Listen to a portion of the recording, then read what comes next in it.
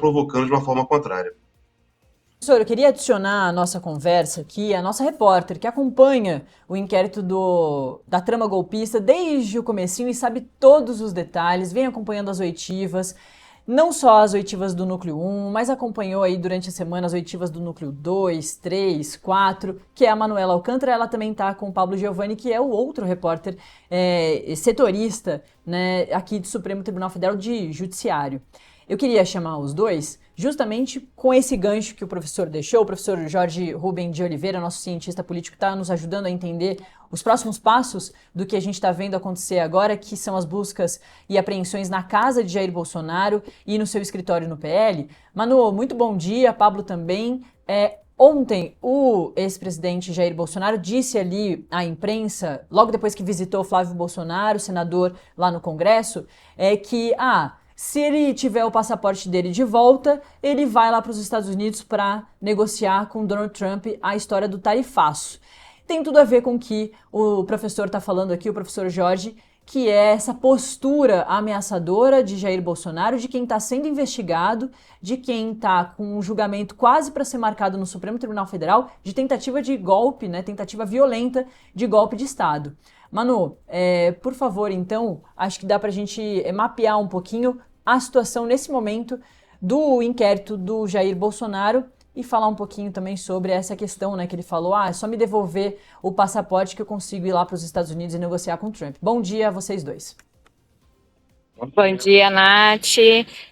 Então, Nath, na verdade, o ex-presidente Jair Bolsonaro já tentou algumas vezes aqui no Supremo, né, conseguir o restabelecimento do passaporte dele. Ele tentou também, na ocasião da posse do presidente Donald Trump, conseguir, né, esse passaporte para ir até os Estados Unidos, mas não foi autorizado pelo ministro Alexandre de Moraes. Aqui no Supremo, ele já está em julgamento, né, ele já está em julgamento pelo Núcleo 1, e ele agora aguarda as alegações finais. A PGR já pediu, né, a prisão dele, e agora, após as alegações finais da PGR, vem as alegações aí do colaborador, né, Mauro Cid, e aí, depois dessas alegações do colaborador Mauro Cid, vão vir as alegações finais da defesa. Então, assim, a expectativa é que esse julgamento seja marcado o quanto antes.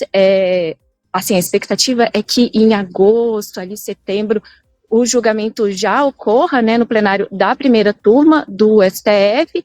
Então, assim, está se aproximando essa decisão, né? Ainda não há nada assim dizendo, está condenado a essa operação de hoje, após essas declarações dele e todas essas ações do presidente Donald Trump com o intermédio do filho, né, de Bolsonaro, mas ainda não há nenhuma decisão. Há o julgamento, eles já falaram aqui, Bolsonaro veio até aqui, a gente está aqui em frente ao plenário da primeira turma, aqui no STF.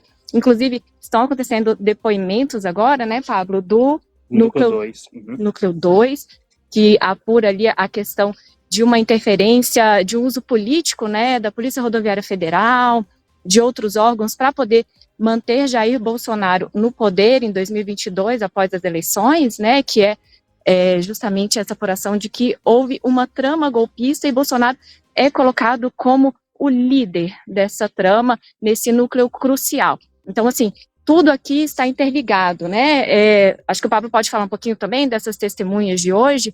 Essas testemunhas agora começaram do Núcleo 2, da Marília, né, que trabalhava ali no Ministério da Justiça com Anderson Torres. Hoje são previstos para serem ouvidas as testemunhas do Silvio Vasquez, que é diretor-geral da PRF, acusado, né, investigado também na denúncia da PGR por ter interferido nas eleições de 22, impedindo que eleitores do presidente Lula, então candidato, pudessem se deslocar às suas zonas eleitorais para depositar seus votos. Marília Alencar, como a Manu bem salientou, que a Marília é integrante do Ministério da Justiça. Nos atos de 8 de janeiro, ela integrava a Secretaria de Segurança Pública junto com Fernando de Souza Oliveira, que é outro réu do Núcleo 2, e também Anderson Torres, que é réu do Núcleo 1, junto com o ex-presidente Jair Bolsonaro. E a última testemunha é do general Mário Fernandes, que é acusado de atuar ali dentro do Palácio Planalto junto com o presidente da República, incentivando os atos golpistas de 8 de janeiro. Aqui na primeira turma hoje, são previstas as oitivas desses três réus, das testemunhas desses três réus, perdão, são previstos que 15 ou 16 depoentes possam prestar seus esclarecimentos da Suprema Corte e ajudar nesse esclarecimento dessa suposta trama golpista que investiga o ex-presidente, mas outros integrantes do antigo governo do ex-presidente Jair Bolsonaro. Por enquanto, a gente está sem atualizações, o que de fato está acontecendo lá dentro, mas ao decorrer do boletim de hoje, tarde também, a gente vai trazer mais atualizações. Nath, aqui durante as oitivas, né, das testemunhas, a gente presenciou algumas discussões do ministro Alexandre de Moraes com advogados, né, a gente teve ali o advogado do Silvinei Vasquez, Jeffrey Chiquini, tendo diversos embates com o ministro, e ontem foi autorizado, o ministro decidiu chamar o delegado da Polícia Federal, Fábio Chor, para poder depor aqui como testemunha tanto de Silvinei Vasquez quanto de Marcelo Câmara. E Felipe Martins também. Exatamente, desculpa, não é Silvinei, Felipe Martins. Então, eles devem perguntar para o delegado da Polícia Federal, o Jeffrey Chiquini, ele se comprometeu a perguntar somente, né, para o delegado, questões inerentes às investigações da Polícia Federal. Mas então a gente tem um delegado da Polícia Federal que foi intimado ontem, o ministro Alexandre de Moraes autorizou Fábio Alves vem até aqui na primeira turma para que ele realmente participe dessas oitivas. Aquilo acontece de maneira virtual, que são transmitidas para quem se cadastrou, né, os jornalistas têm acesso e a gente tenta passar todas as informações do que acontece aqui para as pessoas que não podem ter acesso, mas realmente, assim, o clima aqui é muito quente, Nath, assim, sobre essa questão da investigação da trama golpista, da relação com a Polícia Federal, das informações com o colaborador premiado, que é o Mauro Cid. Então, assim, no dia do depoimento do Mauro Cid, ele falou por quase 6 horas aqui, com várias contestações.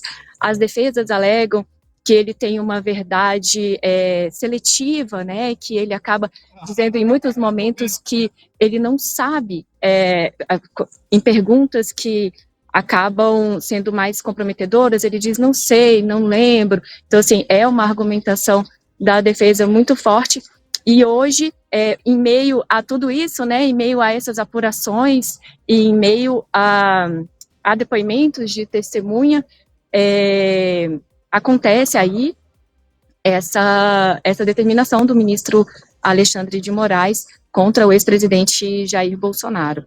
E vale ressaltar também, Manu, só o Giovanni, eu vou cortar muito rapidamente. Claro.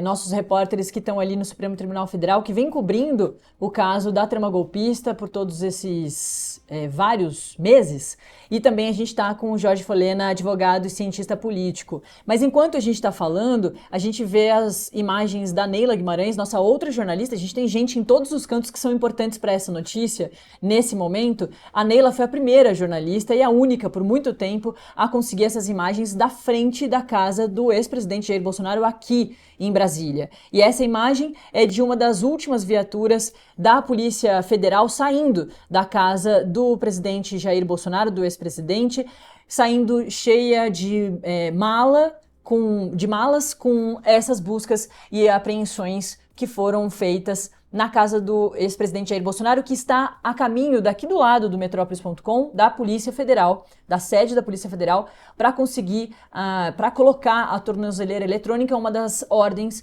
do ministro do Supremo Tribunal Federal, Alexandre de Moraes. Além disso, ele proibiu o contato de Jair Bolsonaro com o seu filho Eduardo Bolsonaro, um dos nomes testados pela direita para a substituição de Jair Bolsonaro nas eleições de 2026, já que ele está inelegível até 2030, e a proibição também do uso das redes sociais, recurso que a direita vem utilizando muito há anos, né, em campanhas políticas e, claro, na comunicação com seus seguidores.